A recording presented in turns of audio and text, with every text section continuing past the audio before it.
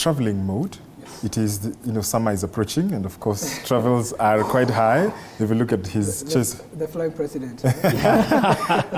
Let's look at the US. Yes. In a nutshell, Atlanta and now Washington, D.C., the according of this state visit.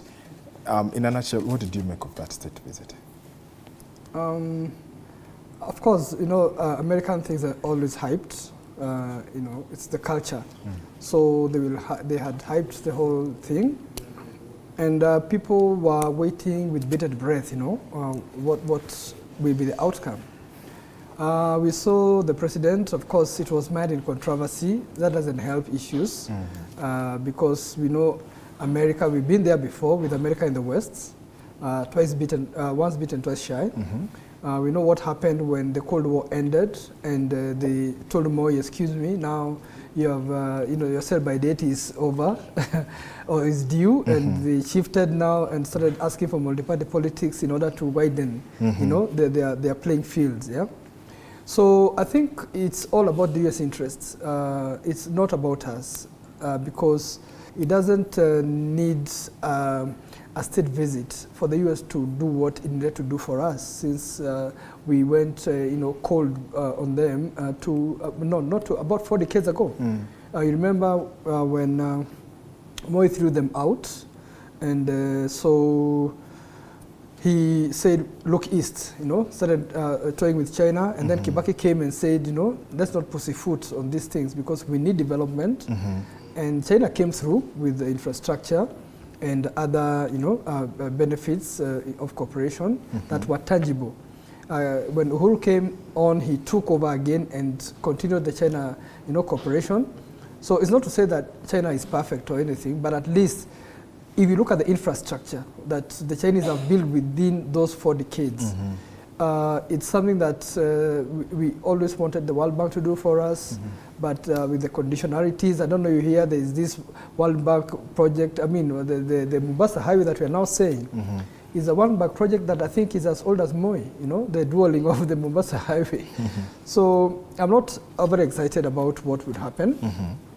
And to America, it was just one of those games. And, we know really that they are pressed because there's a new Cold War that pits them, or the West, with China, Russia, South Korea, and those other states that do not sing to the West tune.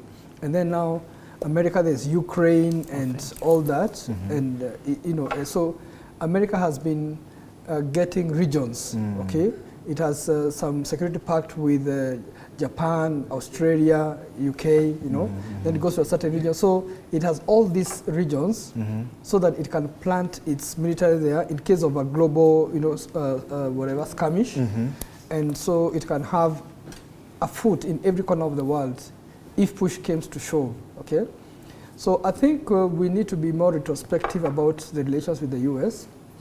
And if Trump comes, then this whole deal, I'm sorry, will go down the drain. So you want to say there was nothing that came out of the there was $1 multi-billion shilling, investment cooperation deals? No, for me, I'm cynical in the sense that I wait to see on the ground what is happening on the ground.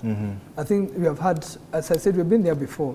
Promises, and the US is a very good politician. They're just like Kenyan politicians who promise you heaven, but till when they get into the office and they sit down.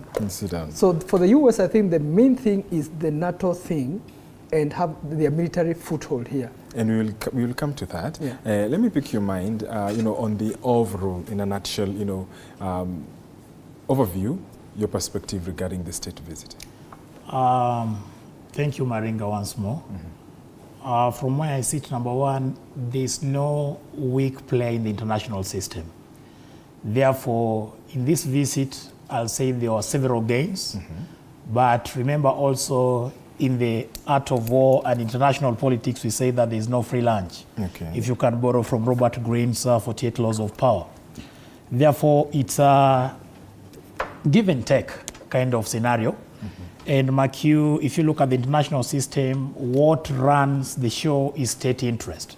Therefore, the question should be, was Kenya able to achieve some of her interests? And was US also able to achieve the same. So looking at it, I think there are several gains. For example, if you look at the 477 billion road initiative that is from Mombasa to Nairobi, 4 to 6 lane. Well, in the meantime, we don't know when the project shall commence, but looking at it from the long-term perspective, it will be beneficial because that's infrastructural development within the country.